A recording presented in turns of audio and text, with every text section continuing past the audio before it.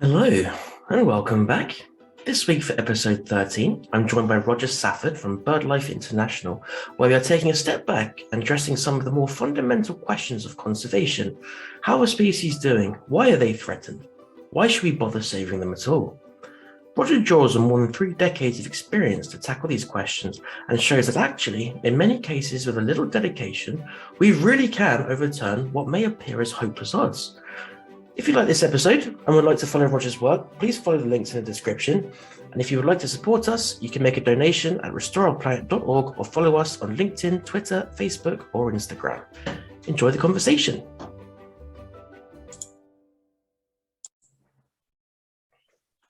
Hello, and welcome back to our Restore Our Planet podcast with me, your host, Jack Cole. Today I'm joined with Roger Safford, who's going to give us a bit more of an sort of a step back overview of species and some of the more fundamental questions in conservation. So Roger, good morning, how are you? Good morning, Jack. I'm very well, thank you, and hope you are too. Thank you so much. So to kick things off, Roger, would you like to just give us we'll start quite broadly. So in general, how are species doing? Well, species are not doing terribly well on the whole. And I'm sure the messages of doom and gloom have reached most of our listeners too. But it's a complex story because some are doing far better than others, of course. So let's get to the basics, and I'll stick to birds as the focus. That's my home territory, and many of the same general principles apply to everything else.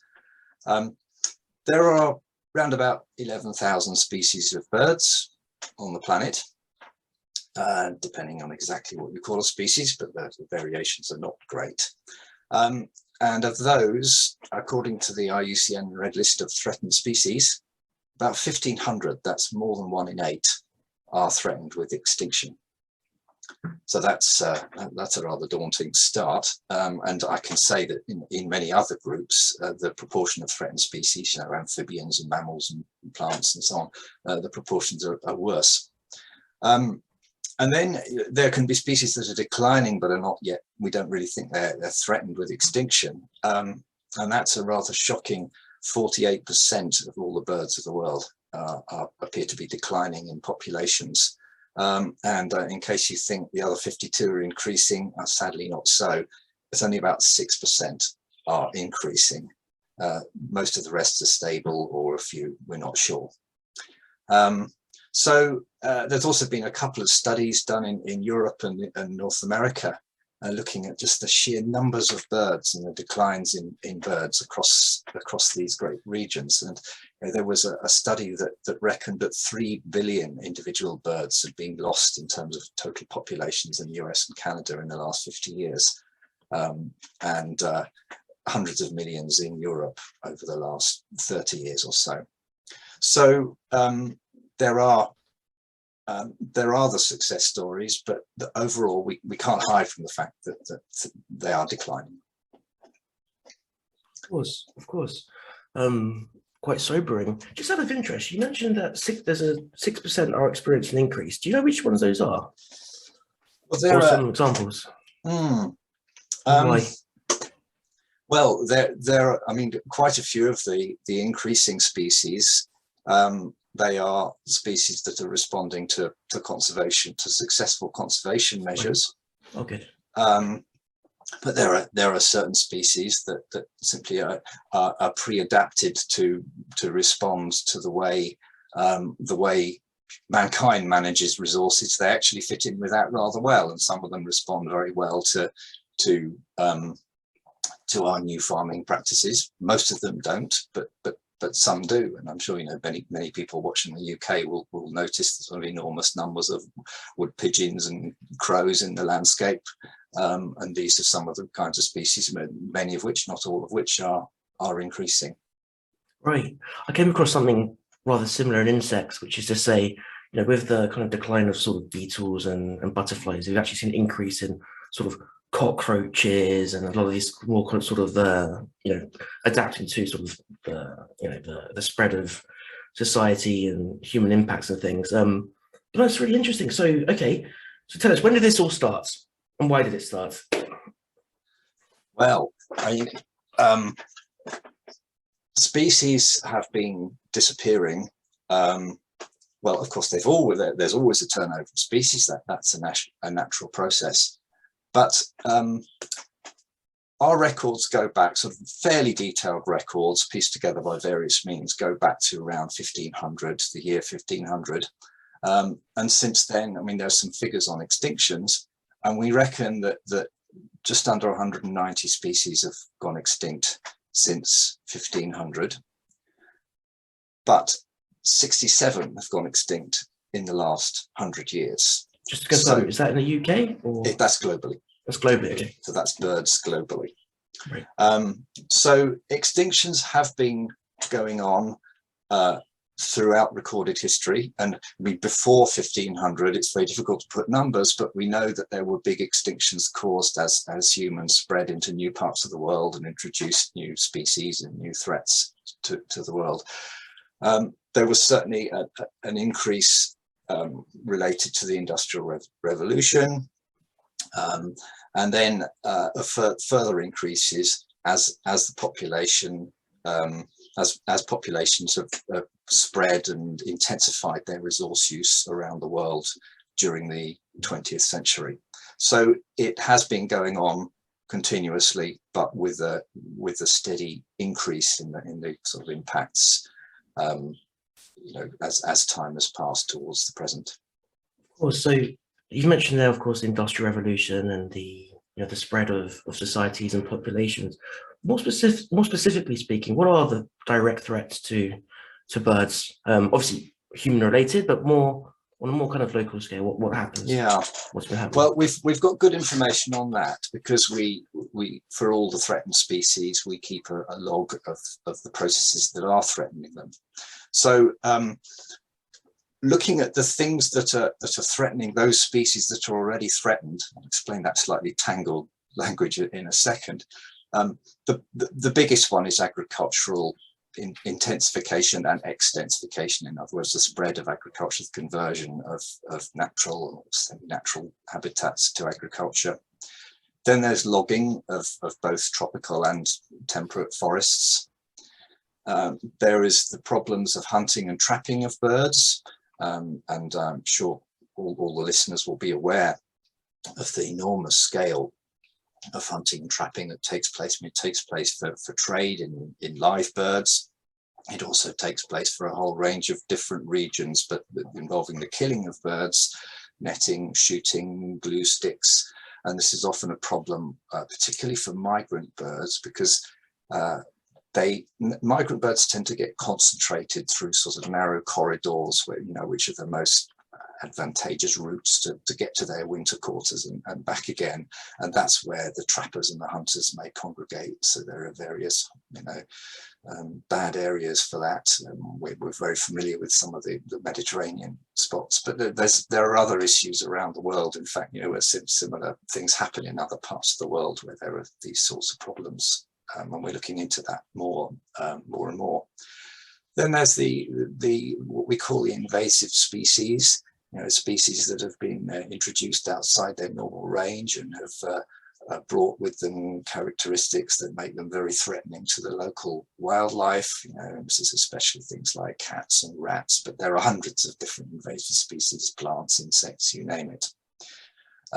There's the spread of urbanization and infrastructure, of fire and pollution, of course. And sometimes calling all these things threats, sometimes is a little bit awkward because, nobody's going to say, well, we will have to stop agriculture and urbanization. Well, no, we need to eat, we need places to live, but we just have to do it the right way and in the right places. And then, of course, the one I haven't mentioned is climate change. So now let me just cover that. So climate change, the most threatened species at the moment, the ones on the brink of extinction, that's not because of climate change, because there are very immediate threats to them that in most cases will not be caused by climate change. But climate change threatens a huge range of birds, and it's causing their ranges to change. The areas that are suitable for them will shift. And that may be okay, may even be advantageous to them. So we're getting all sorts of wonderful birds from Europe colonizing Britain at the moment, which is rather fun for bird watchers in Britain. If they have the room to expand and move, that's great. But what if they don't? What if they're confined to a mountaintop that becomes unsuitable? But there are all kinds of impacts like this where the birds aren't able to adapt to the effects of climate change, and that will cause huge changes and losses to our birds. So those are, I would say, the main threats to bird species and probably most other wildlife. So over the past couple of centuries, on average, well, obviously not in all parts of the world, but quality of life for most people in many countries has improved. And this is, of course, going alongside species decline. Why should humans, if things are getting better generally, why should humans care that all these species are dying off if we're seeing such an improvement in so many areas of society? Well, I think that, a key point to make is that we know that we get the management right. We can have things both ways. We can continue our improvements in the standard of living and our health and all the other things that we reasonably want. And we can have the wildlife too if we play it right. And this is important. The two aren't actually separate. It's the survival of the wildlife that is actually part of that standard of living, and the best improvements of standard of living, I think, come in those places where the values of wildlife have been maintained and are still part of that, of our lifestyles. So, species are important for a whole range of reasons. There is just the fundamental point that they have a right to exist, which may not cut much ice with everybody, but there are ethical reasons, of course, and spiritual reasons why species should be helped to persist. But there are ecological reasons. They help to maintain the cycles of nutrients and the biological cycles, the pollination and dispersal of fruits and so on. All these functions that species play. Many of them have enormous cultural importance, and they enrich our lives. And many of the birds in culture you see going back to Egyptian hieroglyphics and so on. You constantly are reminded how important they are to people, and what a lot would be missing from cultural history of the planet without them. And some of them have direct economic values as well. So the two can go together. Okay, all right. So we've painted a nice picture there. What is the appropriate response? Quite a broad question once again. But how do we go about all this? It's fundamental. I think so. We've got the threats, and we know, and we know what we want to do. Roughly we know what we want to do. We've decided these things are worth saving. So how are we going to do it? So there's various ways. You can have technical solutions to all the threats one by one. Bang, bang, bang. We'll sort them out one by one. But how are you going to make that happen, really, in the real world? You have to have knowledge about exactly what works and what the problems you're trying to solve. You have to have the political will and the social will to behind it. You have to have leaders and organizations that are capable of doing the work. You have to have cooperation between different sectors and individuals, and you have to have the money as well. But then suppose you've got all those, what are you going to do? Well, so in most cases, but not all, as I will get to, I hope, in a little while, sites are the key, really. You for 3/4, we reckon, of threatened birds, conserving the sites where they occur and just managing them in a sustainable way is the main way to go. And the sites that are important for birds are mostly quite well known. We call them important bird areas, IBAs, or sometimes important bird and biodiversity areas, recognizing that there's more to it than birds. Some of them protected. We just have to protect them better and continue to protect them. Some of them are unprotected and probably never will be, and even perhaps shouldn't be protected in a sort of formalized way, there's some wonderful work going on vultures in South Asia, in India, involving what they call vulture safe zones. And these are big areas where it's basically a voluntary agreement where everyone understands that vultures are good things to have around. They clean up the landscape, they don't do any harm, and they have importance in all sorts of ways, in fact. There's no need to lock them away in protected areas. There are just a few things we can do to manage the land to encourage vultures to prosper. So again, it's all part of managing sites successfully. But then we need to look at the wider landscape, and we need to keep and we need to restore the natural habitats.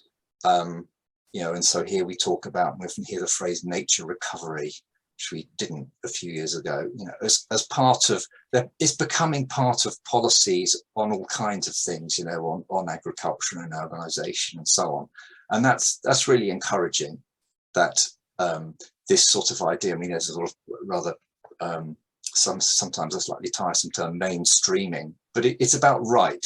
It's pushing it into the bigger processes that sort of drive economies. And then, of course, this rewilding is another part of looking at that wider landscape. I know one of your previous podcast speakers, Peter Smith, has spoken very knowledgeably on that, so I won't dare to try to follow Peter, but it's well worth a listen. And then there's another part we have to do, and this is where the species work comes in. There are some threats to species that can sort of get in there when you think you've protected a site and you're doing all right. What happens if someone goes into that site and catches your species to be traded? What happens if they get in there and put out poison for a predator they don't like? Or perhaps the species leaves the protected area, leaves the national park and gets poisoned or shot or something outside the protected area. What if an invasive species finds its way into your protected area, your beautifully managed site? You've got to deal with those problems, or your species, and you'll have a beautiful site and a beautiful habitat, and your species will go extinct in it. So you have to take measures to prevent or to change people's behavior. Say if it's about trade, you might want to stop the trapping. If the trade is illegal and unsustainable, you would want to stop the trapping. But you might also want to look at the consumers of the trade at the other end, the buyers, and persuade them that perhaps they don't really need that anyway, do they? So you can work on things at both ends. So all these measures, sometimes you do need to do more than just manage a habitat and a site. Of course. Just going back a little bit there, you mentioned sort of vulture safe zones, which have been cropping up in parts of India, for example. Birds, of course, fly, and often quite long distances. How do you tackle those more complex examples? You mentioned sort of flyways through the Mediterranean. Obviously, lots of hunting and lots of, they're covering a lot of land, a lot of different countries, a lot of different governments, a lot of different cultures. How do you address those more complex flyways? Well, yes, cooperation is the name of the game, and good knowledge.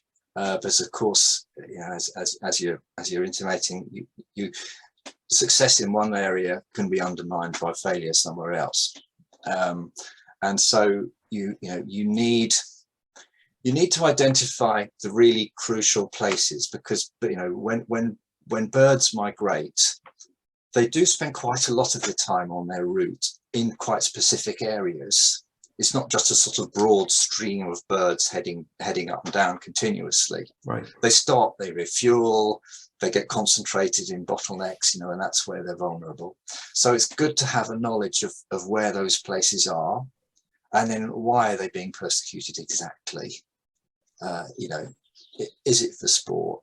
Is it for food? There are all kinds of possible uses for that. So you do need to understand what the problems are, but go back a step to say, what are the drivers of those problems? Are they cultural, or are they socioeconomic? Are they poverty, and so on? And then you do need plans. You need agreed plans that involve the governments and that involve local people who live along the flyways, and everything in between. There might be private sector, there might be companies who own land or who carry out activities that affect things, and of course there are conservation organisations like the one I work for, who will also help to provide the solutions and to demonstrate them, and work with the governments to implement them over wider areas. And there are conventions also that helps. I mean, there's a convention, a UN convention on migratory species, which exists to do just this type of thing, to actually promote sort of joined up conservation, so that you don't have the whole idea sort of falls flat because of one weak link in the chain. All right, brilliant. As you mentioned there, you of course work with BirdLife, who obviously his name suggests focus on birds. Why are birds important to the ecosystem specifically? What do they bring that perhaps other species do not? Yeah, they for me, I think everyone probably has their own ideas about exactly why. I mean, we can admire their beauty, and the fascination. Maybe you could say that about many species. But one of the things about them is they are great ambassadors for the natural world, because birds are everywhere. Birds, you can see birds in the middle of the Pacific Ocean. You can see birds in the middle of London. You can see birds several hundred kilometers inland in Antarctica, believe it or not. There are breeding seabirds that for some reason they head into cliffs far inland. They are just everywhere. And so for many of us, they are our only, or by far our most frequent connection to the natural world. So they're ambassadors, and they help us to connect to the natural world and then discover the rest, which are all equally wonderful in their own way, but they're a good start. The other thing about birds is that they are indicators. Now, we have to be a bit careful here, because they're not uniquely sensitive to changes in the environment, which is sort of one of the things an indicator has to be. There are all sorts of other things are indicators too, but they're particularly good because we know so much about them. So we can do the sorts of analysis of changes because we know where they all occur, we know roughly how many they are, so we can detect changes using birds that would be very difficult to do anywhere else. So you add those sort of ambassador and indicator roles to the sort of the cultural, the ethical, the ecological, the economic arguments, which all work for birds too. And I think you've got a case for bird conservation. Brilliant. You've worked in conservation for a number of decades. As you mentioned before, for our podcast, what are some of the major changes that you've seen in approaches to conservation that really stand out for you? Positive ones, let's say. Yes. Well, I mean, I think the biggest change, and it's actually picking up speed now, as we realise how far things have got, is how it's much less of a quirky pursuit of oddball folks. Excentrics. It's understood that this really matters to everybody, and as we've been locked down for the best part of 2 years with various temporary reprieves and hopefully coming out of it, so many people have realized that the sort of refuge from this has been in nature, and it's been so helpful to people's mental health. But equally, the economic arguments are being seen. It's fairly widely accepted that the new directions for agriculture are no longer just based on areas being farmed, but on the environmental benefits that come with that farming while producing food. So I think that's the biggest change. But I think also the increasing, getting back to species, the increasing sophistication and the demonstrations of extraordinary successes in species conservation, have been quite inspiring, and that is definitely still happening and I would say increasing. You mentioned economic benefits there. A layperson may think of agriculture and other forms of land use, as bringing about sort of quite obvious economic benefits, growing food, and other things. What are some of the economic benefits of essentially, I'm sort of dropping you a bit of a rewilding question here, but what are the benefits of just, giving land back to nature in some ways, in an economic sense? Well, a lot of what I hear about rewilding, what we'll hear about rewilding, is it's talking about how it gets ecological processes going again that are sort of broken down. And so this can bring enormous benefits in terms of environmental quality, water quality, air quality, and so on. I mean, it can bring so that there are those sorts of environmental quality arguments. There are employment. It's also appreciated that when you if you restore an area or you rewild an area with the various different approaches to sort of helping nature recover on a large scale, that does actually bring with it tremendous opportunities to bring people in, and to, perhaps there might be some harvesting of some products without damaging the ecosystem. But there are jobs, there's tourism, all kinds of recreational opportunities can come with those that may actually be greater than what people had thought in beforehand. Brilliant. No, fantastic. So, Roger, there are some myths surrounding conservation work, aren't there? Would you like to sort of break some of those down for us? Yeah. Yes, with pleasure. So I think, particularly talking about conserving species, isn't it enough to save species and sites? That's what we should be doing. And that'll bring all the species with it that live in those sites. So that's what we should be doing, isn't it? Well, up to a point. I certainly wouldn't dismiss that. And in fact, I said earlier on that sort of for 3/4 of threatened species, saving sites is the sort of primary approach. But as I also said, there are an awful lot of threats to species that can sort of get into a well-protected site or habitat and knock those species out. And so, I recall a time in, excuse me, the place name dropping, but it was working in Southeast Asia, and I'd been visiting some various patches of forest over the course of several days, and it occurred to me after about 3 days that I hadn't seen a single animal larger than a European blackbird.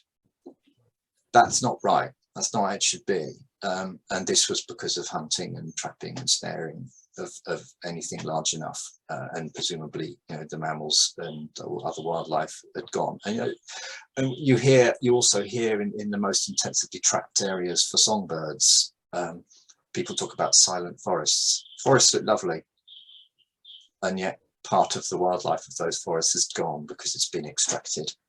So habitats and sites is not enough. You have to know, and you conserve, let's have lots of projects to conserve habitats and sites, but let's just check what species are there. Let's think, is our management going to save those species? And let's monitor to check whether that's working or not. And if we do all that, and then we may need to tweak the management to help the species, then fine, but don't assume that the species conservation will, doesn't have its own requirements to save particular species as well. And people say, sites and habitat conservation will save species. Funnily enough, yes, mostly, but it can be the other way around. So I cut my teeth in conservation in Mauritius, and some of the most famous conservation successes in relation to species took place there. And the species work came first. So the Mauritius kestrel was saved, and various other birds were saved. And then its habitat, that drew attention to the habitat, to the vegetation, and to the other birds and the reptiles and the insects. And building on that, there's now a national park covering most of the natural habitats of Mauritius, protecting the whole lot. But let it not be forgotten that that was driven originally by species work. So, as I say, it can be the other way around. And then the other myth is the notion that there are too many species. You can't. There are millions of species across the planet. We can't save them one by one, can't too we? expensive, It's right? daft. Right. Yeah, there are too many. It's too expensive, and extinctions are inevitable anyway. So one by one, yes, you can't save them one at a time.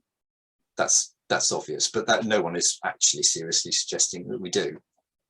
You pick your targets, you pick the runs where a species approach is the right way. So then, are the costs too high? And is it all hopeless? Is extinction's inevitable? Well, there's a quote, one of my favorite quotes ever by a conservation biologist, a chap called Michael Soule.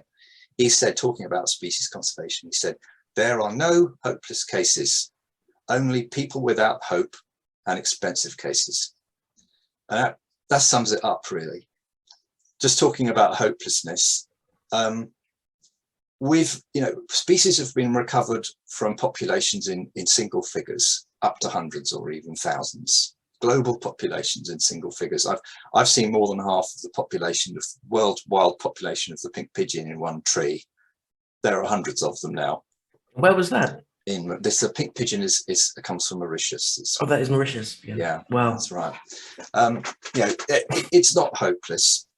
Some people may think so, and I don't believe. I mean, perhaps somewhere there's a species that has a completely unsolvable problem, but I've yet to hear exactly what species is really impossible to save if we don't, try hard enough. And then as for expense, I would challenge that too.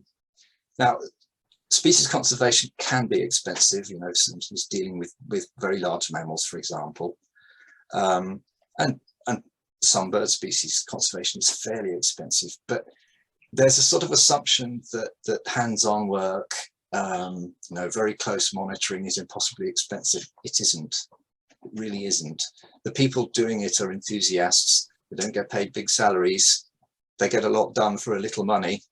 And the saving of the Mauritius kestrel, as I mentioned earlier, that drove the work in to conserve the habitats of Mauritius, was really done on a shoestring, looking back on it, compared to what gets spent on some grandiose infrastructure schemes. So let's keep some perspective and, not say, oh, it's too expensive to be worth it. So there we are. Yeah, no, so brilliant. A few little myths, I think. Yeah, absolutely. So just to carry on from your previous message of hope there, what would you say to some young potential conservationists who are perhaps just starting out in their careers and they're sort of seeing, everything, this great species die off and habitat die off going on around them, and things may feel a little bit hopeless? What would you say to encourage some youngsters who might be listening? Yeah, I'd say go for it, because you can make a difference. Species conservation works. Get on and do it. It mostly works, actually. It's where there's not many programs that have tried really hard and failed. There are some that haven't quite got there yet, but we've done an analysis recently that has shown that probably between 20 and 30, or 21, 32 extinctions, would have happened but have been prevented in the last 30 years or so by conservation action. These things, the very last individual would have gone, every single one.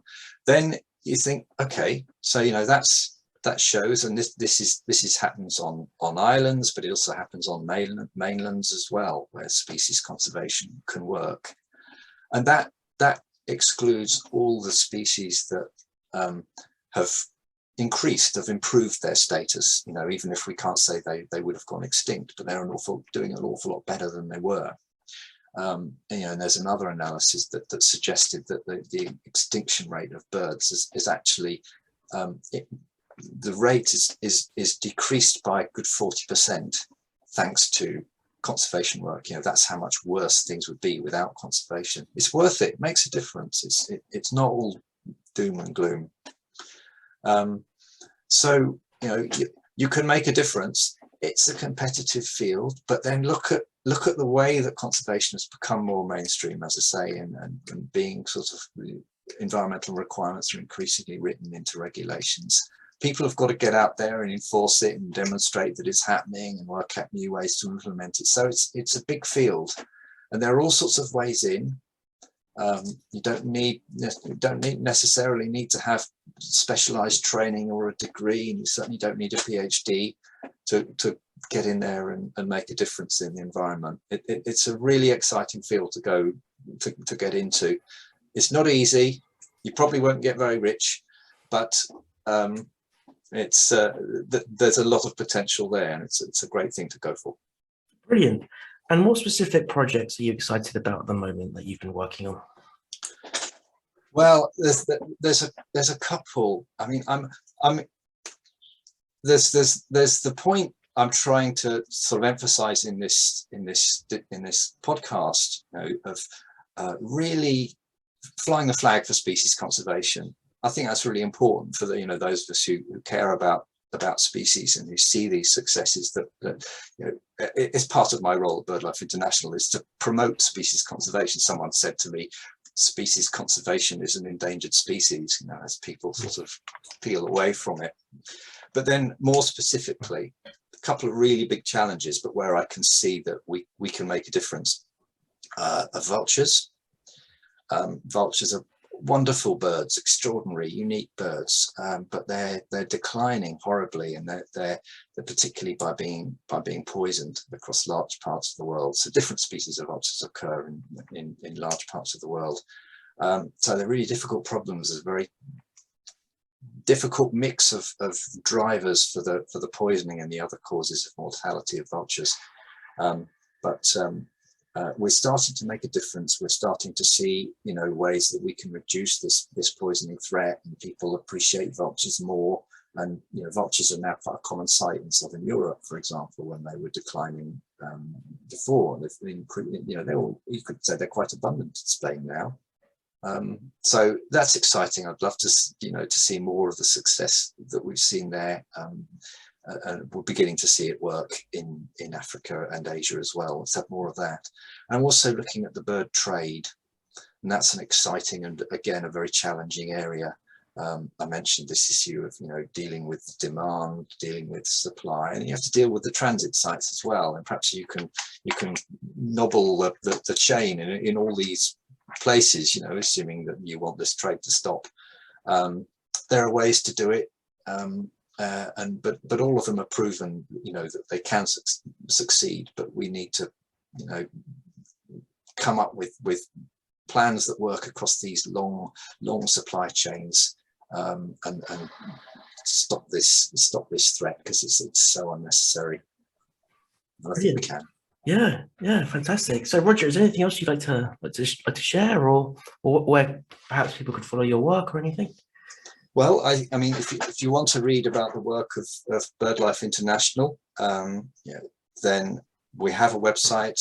We're also active on social media, and you know, you will see there are a good range of stories about species, and we have our reports on the state of the world's birds, which really shows you the importance of species in demonstrating what we do. And as part of what we actually achieve in saving species. So that's a way to follow what BirdLife International is doing. And of course, we have partner organizations all around the world, sort of national organizations. So whatever country you're in, there are bound to be national conservation organizations that you can follow and get directly involved that way. And we hope that organizations like BirdLife will be able to help to support those efforts. Roger, thank you for your time. It's been wonderful speaking with you. It's been a pleasure. Thank you very much. Okay.